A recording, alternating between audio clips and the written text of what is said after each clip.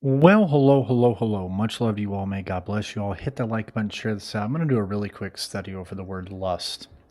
I think when most people look at this, they think of it only as a sexual thing, and most of the time it is.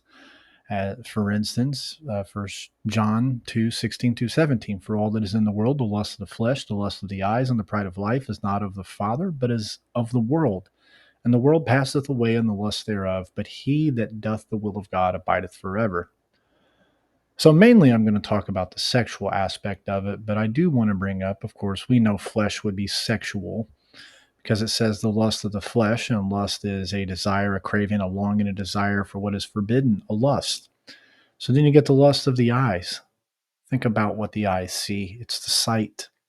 People see something on TV all the time, an advertisement, and they weren't thinking about something, but now they're thinking about it to the point they're craving it. They want it, they desire it, even though they know they should not have this. Some people even put themselves in money problems for buying things on the television that they didn't need in the first place. So we got that out of the way. There is other lust other than sexual, and a lot of people don't acknowledge that.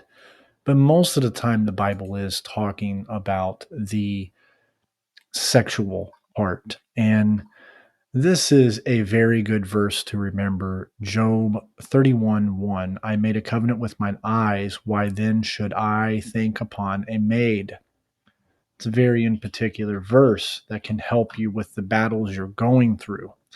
For instance, 2 Corinthians 10:5, casting down imaginations and every high thing that exalteth itself against the knowledge of God, and bringing it into captivity every thought to the obedience of Christ.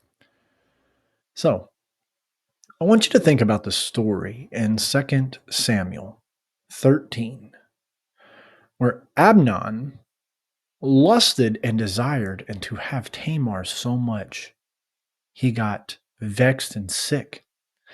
It tells you in verse 2, and Amnon was so vexed that he fell sick for his sister Tamar, for she was a virgin, and Amnon thought it hard for him to do anything to her.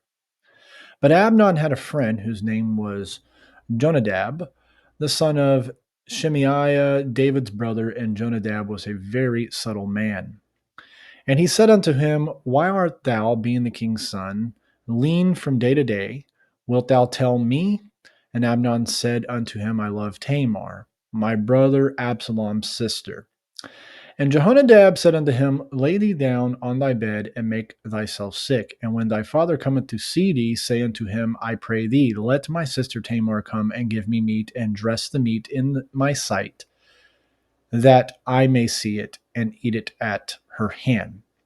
So what it say in verse 5? He made himself sick.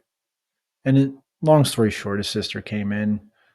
If you haven't ever read the story, what's happening here, of course, you would have to know what happened with David beforehand, with his sin with Bathsheba, and how far this took a family to go on a roller coaster of things that have happened.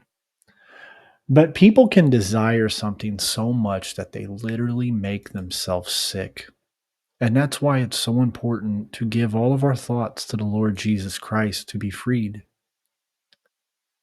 I hope this short little study helped you because lust is not always sexual, but lust is something that is craving and desiring something. If you haven't seen, Monday through Friday, we started on Tuesday. Only Monday through Friday, I'm going to be doing a minute that matters. These have been pretty big. Going to a minute on a minute that does matter. And tomorrow, of course, at 10:30 a.m. Eastern, important message. Over on Pastor Hank Podcast, we're almost at 1,600 subscribers. This was part one of the history series and part two. Got less people that watched it, but still. Here was part one of the wisdom. Monday at 7 p.m. Eastern will be part two of this wisdom series. They're very complex and full of info, guys. So if you know somebody that's dealing with cravings and desires that exalt themselves above God, share this with them. Maybe you deal with desires. Rest on those two verses, Job 31, verse 1, and 2 Corinthians 10:5. And remember that the desire of a man, Amnon, took him so far that he grew himself sick and refused to eat. May God bless you all and much love.